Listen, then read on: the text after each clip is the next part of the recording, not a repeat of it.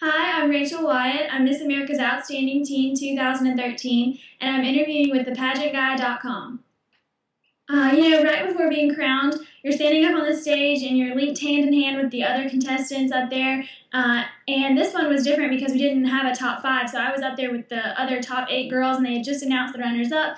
And I had never, thought that my name would be called, and so when it was just like utter shock. And it took a few moments for everything to really set in, and then after taking my walk, I turned around, and by far the best part of the entire night was seeing the other 52 contestants come charging at me with open arms and smiles on their faces, because it's just great to know that you have their support and that they're proud of you.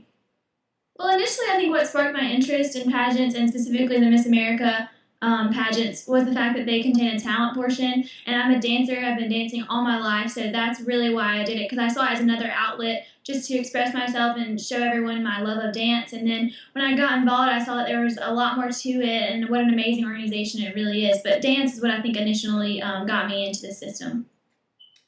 Well, dance is such a huge part of my life that something that comes along with dance is music. So I have a playlist on my phone. It's called Jammin', and so it's when I'm in the car and I'm jamming out, singing to myself. Some songs that I have on here.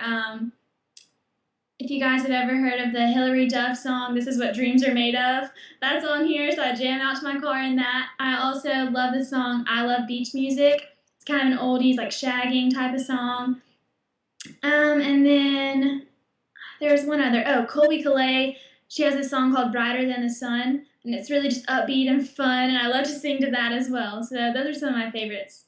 Okay, so as far as my family heritage, my grandfather is Japanese, so that makes me 1/4 Japanese. And my middle name is Yuki, Y-U-K-I, and that's our family name. But the name was originally Uuki, and then through the immigration process, it got changed into Yuki. And so Yuki means snow, but Uuki actually refers back to a samurai warrior tribe. So I think it's pretty awesome that I have a little bit of samurai warrior in me, and that's something that I really love about myself and that I'm really proud of.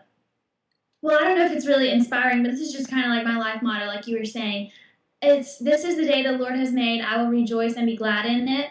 And the reason is because ever since I can remember, my mom has always woken me up every morning saying, "This is the day the Lord has made." And then I respond and say, "I will rejoice and be glad in it." Although usually I'm half asleep, so it's more like, "I will rejoice and be glad in it."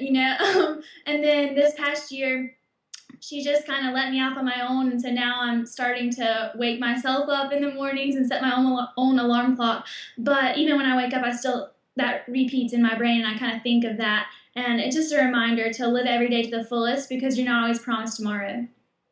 While my talent at Miss America's Outstanding Teen was dancing, I also have some hidden talents that everyone may not know about.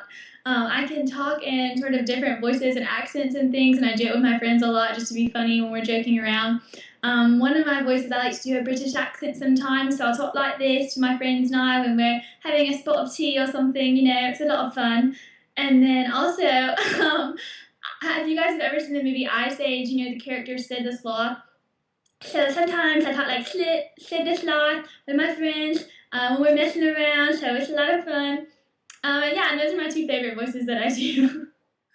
Well, when my reign is over as Miss America's Outstanding Teen, I'd like to be remembered as a title holder who took every opportunity they were given, and really made the most of it. And not only that, but I hope that I'm remembered for the lives that I've touched, even if it's just one person. If I can reach out to them, not only through my platform of dance therapy, but just in any way. And this is such a great way to be a role model. There are so many people who look up to the title holders. I know for myself, I looked up to Elizabeth. And so it's just really neat to be in this position, and I hope that I'm able to touch people's lives with the opportunity that God's blessed me with. Well, I'm so thankful to have the wonderful individuals that the Lord has placed in my life who have helped and supported me with their prayers, their patience. That's really what sustained me throughout this journey. So I want to say a huge thank you to all those people, specifically my family. They have been my main support system, my foundation through it all. So thank you to them, and in particular my dad, because I know being a pageant dad, I'm sure wasn't ever something that he thought he would be one day, but he's always been so supportive of me and comes to all my dance competitions and my pageants and all those things. So I want to say thank you to my family, and then also my local directors, because that's where it all started. They're the ones who prepared me and have helped me along the way. And then the state of South Carolina in general, and along with the Miss South Carolina organization, is just absolutely phenomenal and outstanding. And I'm always blown away by their servant hearts. Ashley and Steve, our state directors, do a great job, and I'm so thankful to them. And now, the Miss America's Outstanding Teen crew, who's helping me, Jessica, who helped set up this interview, Miss Diane, who is my travel agent, all these wonderful people who just continue to give and give and give, and we're so thankful for that.